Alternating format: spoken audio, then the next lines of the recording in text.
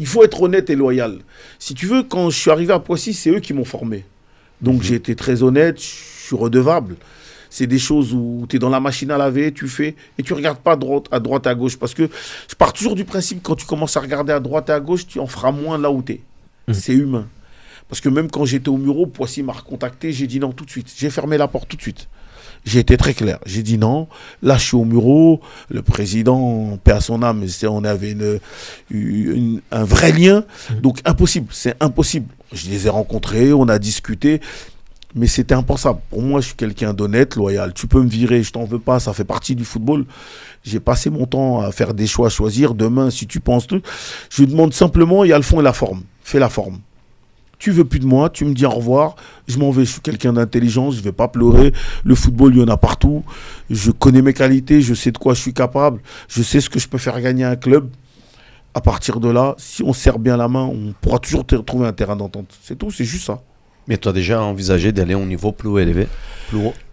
Il n'y a pas véritablement d'opportunité parce que si tu veux, c'est fermé. Il ne faut pas se mentir. Le football au-dessus. Mais parce que nous aussi, on a mal fait les choses. Parce qu'on est tout le temps dans l'affrontement, on ne cède pas. Nous qui? Les coachs? Nous, les coachs, on ne cède pas. Mais même, je n'ai même pas peur de le dire, entre Africains, tout, on ne se mélange pas. On reste chacun dans notre coin.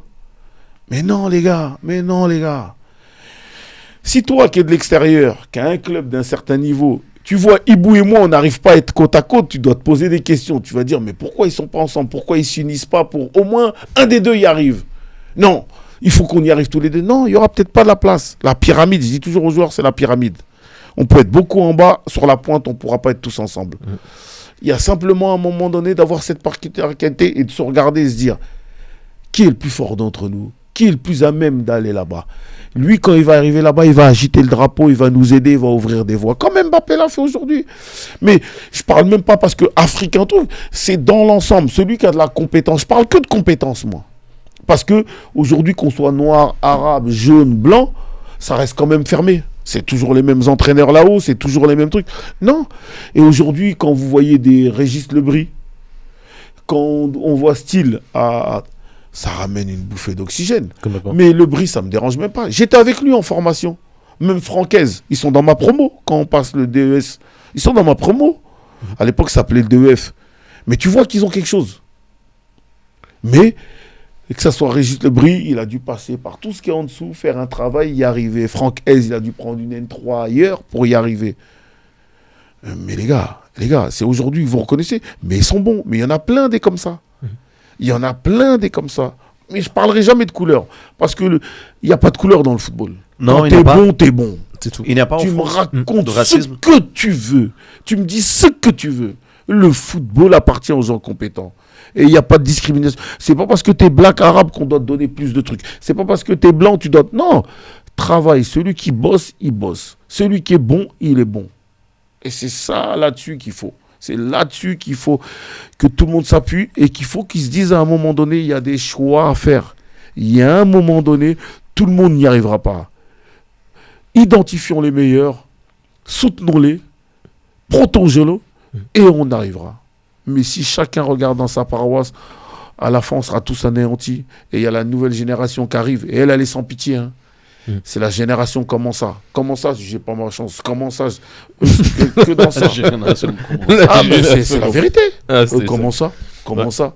Ils demandent des explications surtout. Mais pourquoi? Comment ça? Cette génération, comment ça? Eux, ils seront sans pitié. C'est tout. Ils sont pressés en plus. Et... Le mot, il est faible, Il n'a même pas signé son contrat, qui veut déjà commencer. Mais non, tout leur est dû. Donc c'est là-dessus qu'il faut qu'on fasse un gros travail. C'est d'abord, unissons-nous, travaillons ensemble, comme les arbitres le font. Il devrait y avoir aussi un groupe d'éducateurs qui a son poids. Comment ça se fait qu'on discute avec tout le monde, jamais les entraîneurs? On demande l'avis des arbitres. On demande l'avis des présidents. Tout le monde donne son avis. Mais combien d'entraîneurs? Mais il y a des associations d'éducateurs et tout ça, non? Quel poids, là? Donne-moi un nom, dis-moi quoi? Les joueurs, tu vas te trouver tout de suite.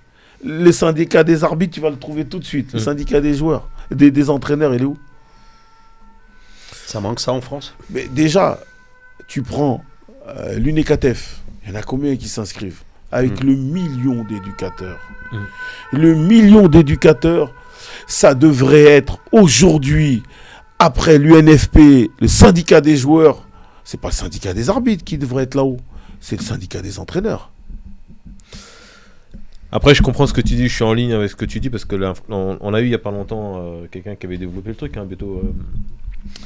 On a eu un invité qui expliquait que lui, il ne comprenait pas, je crois même que c'était Pierre-Yves, et il disait que pour lui, dans l'aspect, on va dire, financier, tu as des coachs qui vont accepter un salaire misérable. Oui, Et ça, il trouve ça inacceptable. C'est-à-dire qu'il pense qu'il y a un travail à faire. On a des compétences.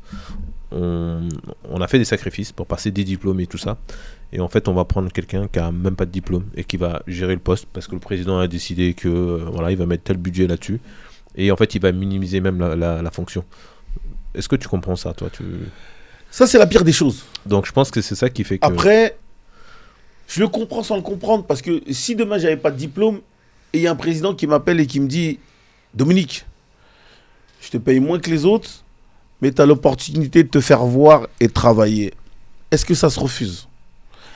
Mais quand tu regardes ce qu'il va te donner, déjà, même tout entraîneur, quand tu regardes un entraîneur, regardez la grosse part de bénévolat qu'il y a. Un entraîneur qui vient, qui fait que son entraînement et qui rentre chez lui, il ne dure pas. C'est ça. Il ne dure pas. Je te parle même pas de préparation de séance. Hein. C'est de mettre ton cerveau et switcher. Il ne switch jamais ton cerveau entre entraîneur. Quand tu as fini ton match, tu es déjà au prochain. Quand tu as fini la saison, tu es déjà dans le recrutement. Quand tu as fini le recrutement, tu es déjà dans la prépa du début de saison. Une fois que tu as repris le groupe, tu es déjà à la date de reprise de la compétition. Mais en fin de compte, tu n'es jamais arrêté. La machine à laver, comme dirait Didier Deschamps. Tu es dans une machine à laver. Et ça, il faut le reconnaître. Et c'est un métier qui ne devrait pas être sous-payé. Il faut que les gens comprennent le temps que tu prends, le temps que tu passes. Tu prends juste nous en N3. Du jour où on reprend jusqu'à mi-septembre, on s'entraîne tous les jours. Et pourtant, on va au travail. Le temps que tu passes, tu pars en stage. Mais c'est 24 heures, tu as les joueurs. Même ces 4 jours, tu les as 24 heures. Le temps, là, aujourd'hui, je suis en off. Mais sinon, tu crois que tu n'es pas en train d'aller voir les entraînements des jeunes? Mais il faut que tu saches, les jeunes, tu dois connaître tous les jeunes de ton club. Parce que demain, celui que tu veux récupérer, et s'il n'y a personne, tu dois l'identifier très vite et tu dois aller les chercher à l'extérieur. Mais tu dois déjà identifier chez toi si tu as la relève. Si tu ne l'as pas, tu vas la chercher. C'est ça. Et ça, c'est... Non, le métier de coach, c'est un métier de fou. Mais très plaisant et prend énormément de plaisir à le faire.